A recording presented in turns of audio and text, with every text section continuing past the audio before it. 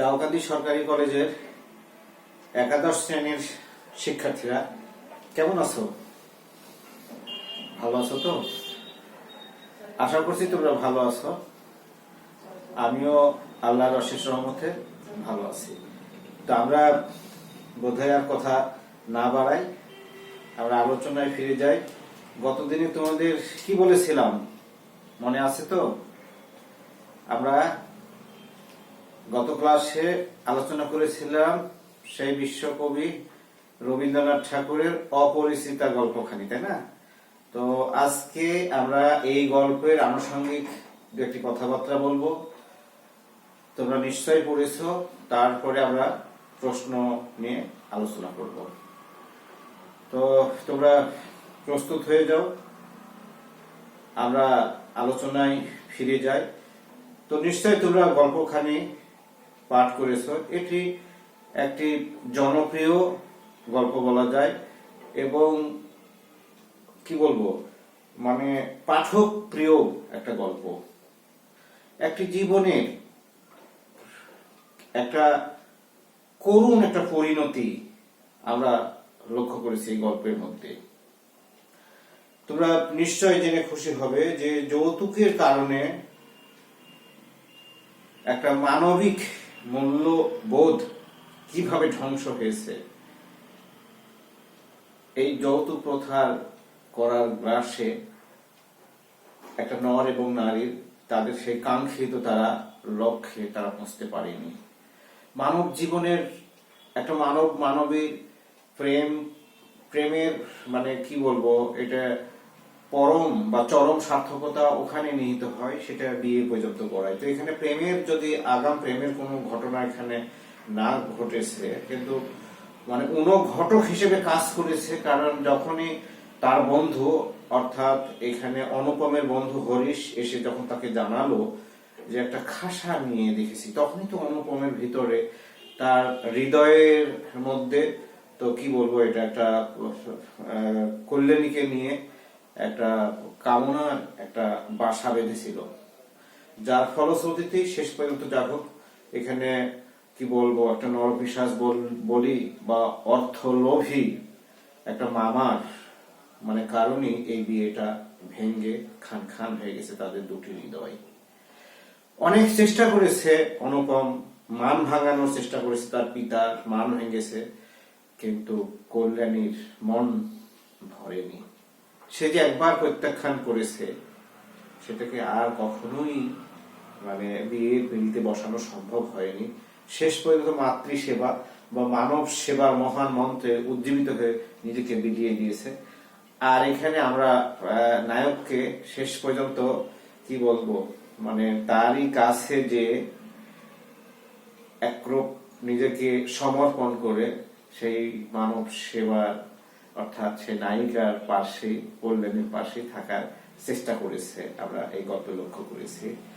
তো যাই হোক, আমরা এই গল্পের মধ্যে যে মানে যৌতুক প্রথা ঘৃণ্য যে একটা চিহ্ন সমাজে বহন করে আজও বেড়াচ্ছে, এগুলো যেন না থাকে।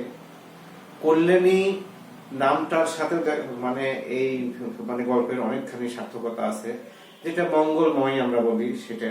কিন্তু আমরা যেই মানে কি বলবো অনুপম, যার কোনো উপমা বা তুলনা হয় না, কিন্তু সে একটা এই চরিত্রটা আমাদের কাছে কি বলবো ব্যক্তিত্বহীন একটা চরিত্রই আমাদের কাছে মানে পরিলক্ষিত হয়।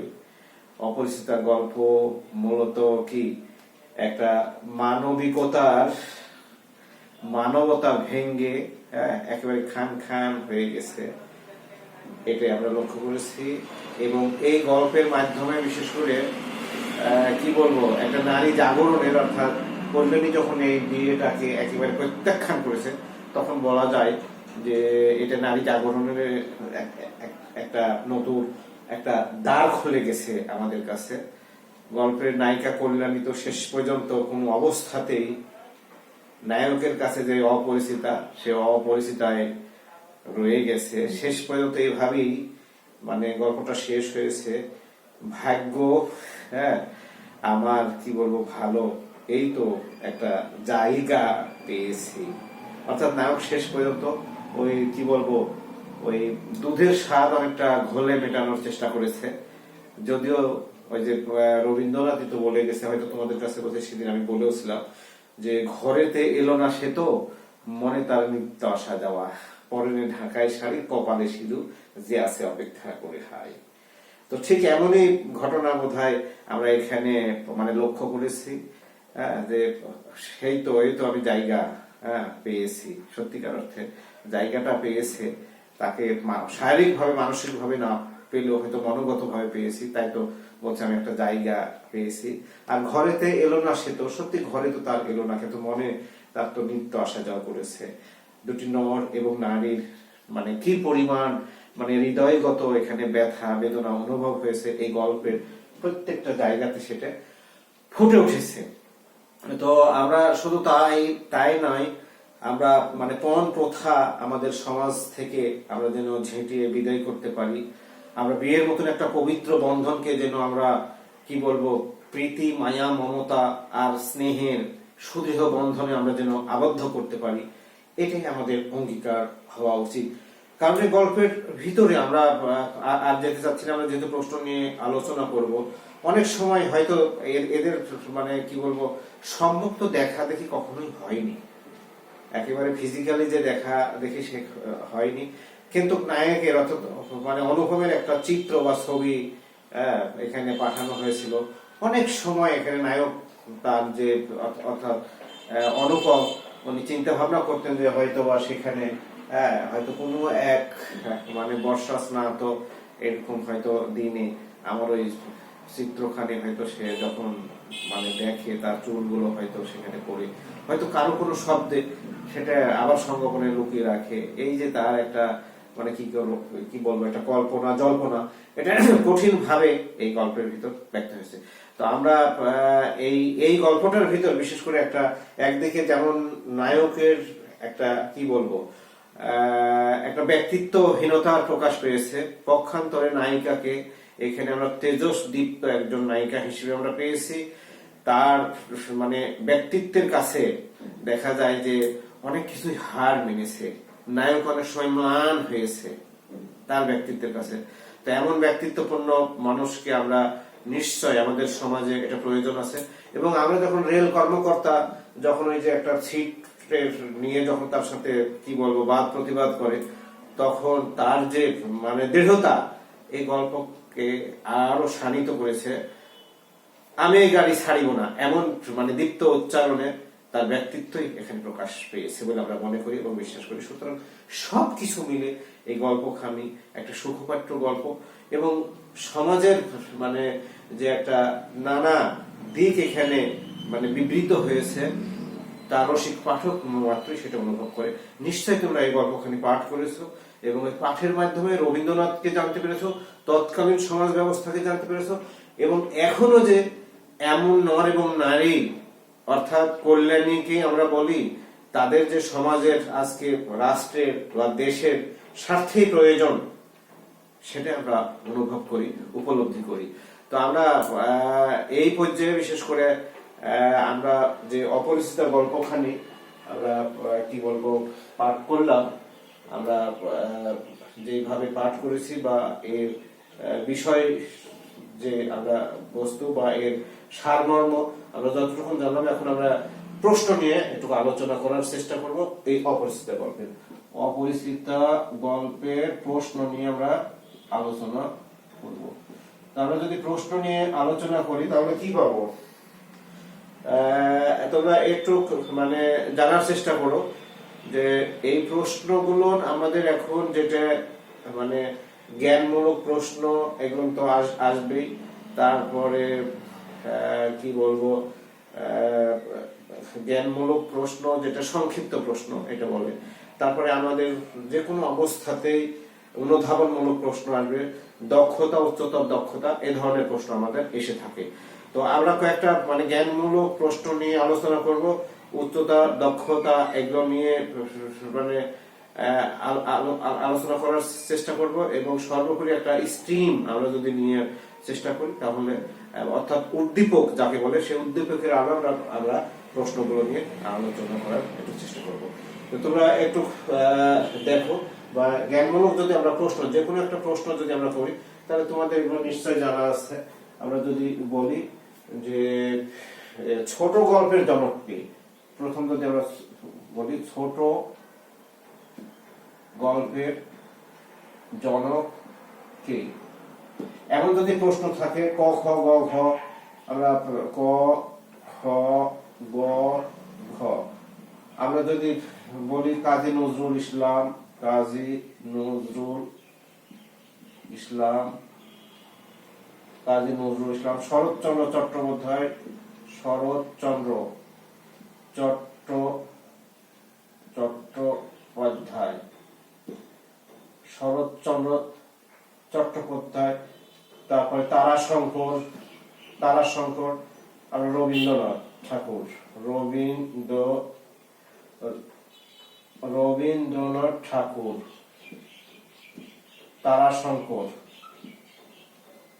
তারাশঙ্কর বন্দ্যোপাধ্যায়। যাকে এমন ভাবে যদি আমরা দিই, এই প্রশ্নগুলো এইভাবে, সব প্রশ্ন হয়তো আমরা সময় না, তোমরা একটু জেনে রাখবে, তাহলে আমরা নিশ্চয় এই যে আমাদেরকে রবীন্দ্রনাথ ঠাকুরকে আমরা বাংলা মানে যেটা ছোট গল্পের জনক, আমরা তাকে বাংলা ছোট গল্পের জনক আমরা বলি। তো এইরকম ভাবে তোমরা এই প্রশ্নগুলো একটু জানার এবং বোঝার মানে চেষ্টা করবে। তারপরে আমরা যদি এই গল্পের ভিতরে একটা আমরা বিষয় পড়েছিলাম, তোমাদের নিশ্চয় মনে আছে যে গজানন কাকে বলা হয়। গজানন, নিশ্চয় গজানন কাকে বলা হয়, এরকম তোমাদের প্রশ্ন আমরা দেখেছিলাম। গজানন কাকে বলা হয়, গজানন, গজানন, গজানন কাকে বলা হয়। আমরা হিন্দু মানে শাস্ত্রে অনেকগুলো নাম আছে এই গল্পের ভিতর। তোমাদের নিশ্চয় সেখানে মনে আছে যে আমরা যদি কার্তিকের নাম দিই, আমরা যদি অর্জুনের নাম দিই, আমরা যদি গণেশের নাম দিই, এরকম ক খ গ ঘ, তাহলে তোমাদের এটা নিশ্চয় মনে থাকবে যে আমাদের কে গণেশ। এই গজানন বলা হয় গণেশকে, কার্তিকের ছোট ভাই, মানে এই মানে কার্তিকের যেটা ছোট ভাই, এটা নিয়ে অনেক কথা আছে, আমরা সেই দিকে যাচ্ছি না, তাকে আমরা গজানন বলবো। আচ্ছা, কি বলে, এই যে গল্পের নায়ক, আমরা গল্পের নায়ক আমরা কাকে পেয়েছি, আমরা অনুপমকে পেয়েছি। তো অনুপমের আসল অভিভাবক কে, তার মা, তার পিতা, না তার মামা, এরকম ভাবে যদি আমরা প্রশ্ন করি, তাহলে নিশ্চয়ই আমরা এখানে পাবো যে তার মামাটাই আসল অভিভাবক, আসলে মায়ের করার কিছুই ছিল না, এরকম ভাবে। তো বিয়ের সময় অনুপমের বয়স কত ছিল, এরকম তো হতে পারে 25, 26, 27। তো এই ধরনের আমরা কোশ্চেন গুলো যেন আমরা দিতে পারি। নিশ্চয় তার বয়স ছিল 27 বছর, প্রিয় শিক্ষার্থী বন্ধুরা। তারপরে আমরা আরেকটা প্রশ্ন, যেটা আমাদের অভিজ্ঞামূলক, হ্যাঁ, যে প্রশ্নগুলো না আসে, দেখো যে আমি যদি আমরা যে কথাটা বললাম, একটা প্রশ্ন উচ্চতা দক্ষতা সম্পন্ন যদি একটা প্রশ্ন এখানে আসে, যে কি এখানে আমি যদি যে কথাটা তোমাকে বলছিলাম যে আমি গাড়ি ছাড়িব না, আমি গাড়ি ছাড়িব না, আমি গাড়ি ছাড়িব না, মানে এই কথার দ্বারা আমি গাড়ি ছাড়িব না অপরিচিতা গল্পের মানে কল্যাণীর এই কথার মাধ্যমে প্রকাশ পেয়েছে। আমরা যদি পুরোপুরি লিখি যে অপরিচিতা গল্পের, অপরিচিতা গল্পের কল্যাণীর,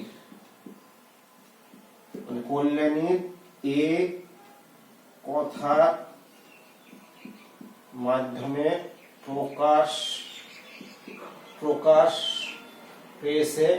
কি প্রকাশ পেয়েছে, এটা এই যে প্রশ্নটা, এটা ধারা। আমরা যদি এখন মানে রোমান সংখ্যাকে যদি আমরা বিচার বিশ্লেষণ করতে যাই, আচ্ছা রোমান সংখ্যা যদি দিই, 1 হয়েছে আত্মসম্মান,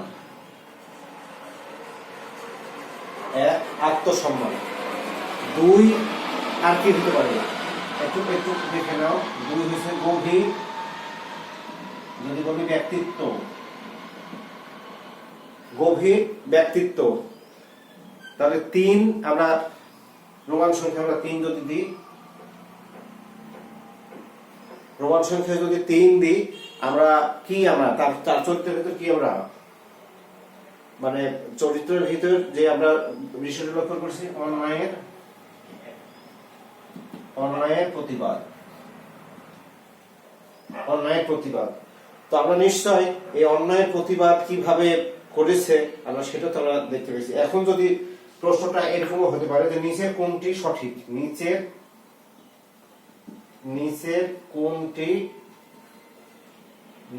কোনটি সঠিক। এরপরে আমরা ওই ক খ রোমান সংখ্যা 1 মানে 2 যেভাবে আছে, রোমান সংখ্যা 3, হ্যাঁ, গ হচ্ছে 1 2 বা হচ্ছে কি বলে হচ্ছে ঘ হচ্ছে 1 2 3 এমন ভাবে যদি দিই, তো আমরা একটা প্রশ্ন, এই প্রশ্নগুলো একটু ভালোভাবে দেখো, কাছাকাছি আমরা এই যে মানে আমি গাড়ি ছাড়িব না এই কথা তো মানে খুব দৃঢ়তার সাথে কল্যাণী বলেছিল। এই বলার পরে অপরিচিত গল্পের কল্যাণীর এই কথার মাধ্যমে প্রকাশ পেয়েছে আত্মসম্মান। তার নিশ্চয় আত্মসম্মান আছে, গভীর ব্যক্তিত্ব এর ভিতর ফুটে উঠেছে এবং অন্যায়ের বিরুদ্ধে, কারণ তারা তাদেরই তো সিটটা রিজার্ভ করা ছিল, এবং মানে অন্যায়ের হয়তো প্রতিবাদ। অর্থাৎ এই 3টা, অর্থাৎ আমরা এই উত্তরের সঠিক উত্তরের যখন আমরা নিচের কোনটি সঠিক আমরা যদি ওইভাবে রোমান সংখ্যায় দিয়ে যাই, ক খ গ ঘ, দেখা যায় যে আমরা যদি শেষে 1 মানে 1 2 এবং 3টে যদি দিয়ে দিই, রোমান সংখ্যার 1 2 এবং 3, দেখা যাবে যে ঘটায় এর সঠিক উত্তর হবে। এইভাবে মানে এই প্রশ্নগুলো আমরা আলাপ আলোচনা, হ্যাঁ, বা আমরা অ্যান্সার গুলো আমরা করতে পারি বা আমরা পারবো বলে আমরা বিশ্বাস রাখি। তো আমরা এইভাবেই আমরা এই কোশ্চেন গুলো একটু দেখার চেষ্টা করব এবং বোঝার চেষ্টা করব। তোমরা নিজেরাই মানে গল্পটা পড়ে যে কোনো প্রশ্ন নিজেরা যদি একটু বানানোর চেষ্টা করো, একটু লেখার চেষ্টা করো, বা কোনো সহায়ক বই বা তোমার পাঠ্যসূচি, আমাদের যেই মানে পাঠ্যসূচির যে বইটা, সেখানে দেখো মডেল টেস্ট মূলক না হলে ওখানে নমুনা কিছু প্রশ্ন দেওয়া আছে, সেই আঙ্গিকেই বিশেষ করে আমাদের এই প্রশ্নগুলো হবে এবং অবশ্যই এই অপরিচিত গল্পের মধ্যে থেকে আমাদের এই প্রশ্নগুলো আসবে। তো আমরা এখন যদি একটা উদ্দীপক আমরা তৈরি করি, তাহলে এখানে এই উদ্দীপকের মাধ্যমে এই প্রশ্নটা আমরা আলোচনা করতে পারি। উদ্দীপকটা খুব সংক্ষেপ ভাবে আমি এখানে তোমাদের কাছে বলি। সেই উদ্দীপকটা কেমন হতে পারে, যে একেবারে কাজী সাহেব এসে মনে করো যে একটা বিয়ের জন্য একবারে খাতা কলম রেজিস্ট্রি করার জন্য একবারে প্রস্তুত। এমত অবস্থায় আমরা যদি বলি যে মানে সাক্ষী সমাজ সকলের প্রস্তুত, মির্জা আদম এই সময় বলছে যে না, এই বিয়ে হবে না, আগে মোটরসাইকেল এবং ফ্রিজ দেওয়া হোক, না হলে এই বিয়ে হবে না। এমত অবস্থায় মানে কি বলবো, কনের পিতা এখানে মানে কি বলবো, এটা অসম্মতি জ্ঞাপন করলো, অর্থাৎ তার এই সমস্ত দেওয়ার কিছু মানে শক্তি নাই, সমর্থন নাই, এবং এই বিয়েটা একেবারে সম্পূর্ণরূপে ভেঙে গেল। এরকম একটা ঘটনাতে এই বিয়েটা মানে যৌতুকের কারণে, হ্যাঁ, বা টিভি বা কি বলে মোটরসাইকেল বা ফ্রিজের কারণে এই বিয়েটা ভেঙে গেল। এমন যদি একটা আমরা মানে কি বলবো উদ্দীপক যদি আমরা তৈরি করি, তাহলে দেখা যাবে যে এখানে খুব চমৎকার ভাবে এই গল্পটা বিবৃত হয়েছে, এই উদ্দীপকটা বিবৃত হয়েছে, এবং এর মাধ্যমে আমরা বিশেষ করে এই রবীন্দ্রনাথের যে অপরিচিত গল্পে আমরা ভাব বিষয়বস্তু এই প্রশ্নের মধ্যে আমরা তুলতে পারি। তো এখানে যে 1 নম্বরের যে কোশ্চেনটা হবে, 1 নম্বর কোশ্চেনটা যে কোনো সময় এটা খুব সহজ ভাবে আমরা মানে এই প্রশ্নটা নিয়ে আমরা আলাপ আলোচনা করতে পারি। আমরা যদি বলি যে কল্যাণীর বয়স, এখানে 1 নম্বর যে প্রশ্নটা আসবে, কল্যাণীর বয়স কত, এখানে 1 নম্বর পয়ের যে প্রশ্নটা আসবে, কল্যাণীর বয়স কত, কল্যাণীর বয়স কত ছিল, কল্যাণীর বয়স কত ছিল, নিশ্চয় আমাদের জানা আছে, আমরা 15 বছর বয়স ছিল। কল্যাণীর বয়সটা কত ছিল, 15 বছর বয়স ছিল, এর তো মানে বেশি না। তারপরে আমরা যদি খ আমরা পুরোটা আমরা এখানে মানে লিখতে চাচ্ছি না, আমরা এখানে পুরোটা লিখতে চাচ্ছি না। তারপর আমরা যদি একটা খুব সংক্ষেপ 2 নম্বরের যদি একটা কোশ্চেন আমরা এখানে দিই যে এই কি বলে মানে যে কোনো অবস্থায় শিগগির চলিয়া আয়, এই গাড়িতে জায়গা আছে। মানে এই যে কথাটা তো খুব চমৎকার। এটা কেন, কোথায়, কিভাবে মানে কে বলেছিল? এই যে এই কথাই তো লেখকের মানে কি বলবো এই গল্প নায়ককে একেবারে কর্ণকুহরে পৌঁছে যে তার হৃদয় তন্ত্রিত একটা যেন কি আবেগ, একটা অনুভূতি প্রকাশ করেছিল সেই স্টেশনে শিগগিরই চলে যায়, গাড়িতে জায়গা আছে। তো এমন সুমধুর কণ্ঠে একটা বাংলা কি বলে বাঙালি নারী যে কি পরিমাণ মানে মানে ভালো লেগেছিল তার সেই কথাটা এই গল্পের মাধ্যমে সেটা এখানে লেখক ফুটে উঠেছে। এখন আমরা এটাই মানে সুন্দরভাবে বা চমৎকার ভাবে কথাগুলো আমরা বর্ণনা করার চেষ্টা করব। তারপরে আমরা যদি মানে 3 নম্বরের যেটা গ কোশ্চেন থাকবে যে এই মানে উদ্দীপকের সাথে এই গল্পের কেমন সাদৃশ্য আছে, এই অপরিচিত গল্পের মানে কেমন সাদৃশ্য আছে, তাহলে নিশ্চয়ই আমরা চমৎকার ভাবে সেই সাদৃশ্যগুলো আমরা দেখাতে পারবো যে এখানে মানে কিভাবে মানে এখানে কি বলে মির্জা আজম অর্থাৎ তার ছেলের এখানে মানে বিয়ে দিতে এসে কিভাবে সে বিয়েটা ভেঙে দিল, হ্যাঁ, যৌতুকের জন্য মানে মোটরসাইকেল এবং ফ্রিজ না দিতে পারার জন্য একেবারে না এই বিয়ে হবে না, বন্ধ করো। ঠিক এমনই ভাবে দেখা যায় যে গল্পের কি বলে অপরিচিত গল্পের ভিতর তার মানে লোভী মামা ছেলেকে নিয়ে এসে যখন তার কি করলো এই গহনাগুলো যখন মানে পরীক্ষা করার জন্য কল্যাণীর গা থেকে যখন খুলে নিয়ে গেল, তখন এখানে এই কল্যাণী বাবা চরম ভাবে ব্যথিত হয়েছিলেন এবং সেই বিয়েটাও তার পক্ষ থেকে ভেঙে দেওয়ার বিষয়গুলো আমরা এখানে আমরা লক্ষ্য করেছি। তারপরে এগুলো নিয়ে তোমরা মানে একটু সবিস্তার আলোচনা করার চেষ্টা করবে এবং দেখা গেল যে শেষ পর্যন্ত এই বিয়েটা ভেঙে গেল। আমরা যদি প্রশ্নটাকে এইরকম ভাবে এখানে নিয়ে আসি যে শেষ পর্যন্ত এই বিয়েটা ভেঙে গেল, এই মন্তব্যটি বিশ্লেষণ করো, তাহলে আমরা এখানে চমৎকার ভাবে ওই গল্পতে যেমন কি বলে গহনা নেবার জন্য এই পরীক্ষা করার জন্য বিয়েটা ভেঙে গেল, আর এখানে যৌতুকের জন্য বিয়েটা ভেঙে গেল। সমাজে যৌতুক প্রথা পূর্বক যে ধরনের কিছুই মানে উৎকর্ষ উপঢৌকন আদায় করা হয়, এটা সমাজের একটা ঘৃণিত একটা দিক। কত নর এবং নারীর অকালে যে বর্তমানে জীবন নির্বাপিত হচ্ছে এই যৌতুকের জাতাকলে পিষ্ট হয়ে, আজকে এটা সেটা সমাজে আজকেও সেটা বহমান আছে, আজকেও সেটা প্রবাহিত আছে। এগুলো সমাজের একটা অশুভ লক্ষণ। এই সমাজের বিয়ের মতন একটা পবিত্র বন্ধনকে এই যে কিছু অর্থ লোভী মানুষ এটাকে কলঙ্কিত করছে, এই কলঙ্কিত দিকগুলো এখানে এই উদ্দীপকে এবং এই গল্পের মাধ্যমে লেখক রবীন্দ্রনাথ ঠাকুর যেভাবে তুলেছেন আমাদের উদ্দীপকের মধ্যেও আমরা সেই জিনিসটা পরিলক্ষিত হয়। সুতরাং আজকে এই সমাজকে ভাঙতে হবে, নতুন সমাজ গড়তে হবে, যৌতুকবিহীন একটা সুন্দর একটা বিয়ের জন্য, সেটা হিন্দু পরিবারই হোক আর মুসলমান পরিবারই হোক, যেই ধর্মের বর্ণেরই হোক না কেন, বিয়ের মতন একটা পবিত্র জিনিস যেন এই অর্থের কাছে যেন পরাজয় না বরণ করে, পরাভূত না বরণ করে, এই জিনিসগুলো এই বর্ণিত এই গল্পের মধ্যে বিবৃত হয়েছে। সুতরাং শিক্ষার্থীরা তোমরা এই গল্পগুলো অবশ্যই এই গল্পটি নিশ্চয়ই পাঠ করেছো এবং পাঠের মাধ্যমে তোমাদের ভিতর যেন আত্মশক্তিতে বলিয়ান হয় যে আমরা ওই কি বলে একটি কথা আছে যে নেব না তো কি বলে করেছি পণ, নেব না তো পণ, বউ যদি হয় সুন্দরী তবু কিছু বলতেই হবে, স্বর্ণ দেবে কয় ভরি, এমন মানসিকতা যেন না হয়। অর্থাৎ এখানে পণ মানে করেছি, পণ মানে প্রতিজ্ঞা করছি, নেব না তো পণ, পণ মানে যেটা যৌতুক, তাই বলছে করেছি পণ, নেব না তো পণ, বউ যদি হয় সুন্দরী তবু কিছু বলতেই হবে, স্বর্ণ দেবে কয় ভরি। অর্থাৎ দেখো এখানে পণ করছে, প্রতিজ্ঞা করছে যে আমি এই কি বলে যৌতুক নেব না, তারপরে আবার বলছে যে যদি যাই হোক সুন্দরী বউ হয় আমি অত কিছু নেব না, কিন্তু স্বর্ণটা আবার নেওয়াই চাই। তো আমরা যেন এই স্বর্ণটাও যদি না নিই, এই পণও যদি না করি, আর এমন যদি প্রতিজ্ঞা করি, তাহলে বিয়ের মতন একটি পবিত্র বন্ধন, একটা ধর্মীয় যে একটা বিষয় এখানে মানে প্রাধান্য পেয়েছে, সেই ধর্মের দীক্ষায় দীক্ষিত হয়ে আমরা এই সামাজিক এই অনাচার এই অনাচার এই পদ্ধতিকে আমরা যেন সমাজ থেকে ঝেঁটিয়ে বিদায় করতে পারি, এই হোক আমাদের অঙ্গীকার। এবং এই আমার শিক্ষার্থী সকলের প্রতি আমার অনুরোধ রইল, তোমরা আগামী দিনে যারা এই বিয়ের মতন একটা পবিত্র বন্ধনে আবদ্ধ হবে, সেখানে কখনোই যৌতুকের মতন এই জোর করে যেটা আদায় করা হয় নেওয়া হয় এমন যেন কিছু না থাকে। যৌতুক যেন এই সমাজ থেকে একদিন যেন একেবারে দূর হয়ে যায়। এই দৃঢ় প্রত্যয় ব্যক্ত করে আমি আমার এই আজকের এই ক্লাস শেষ করছি।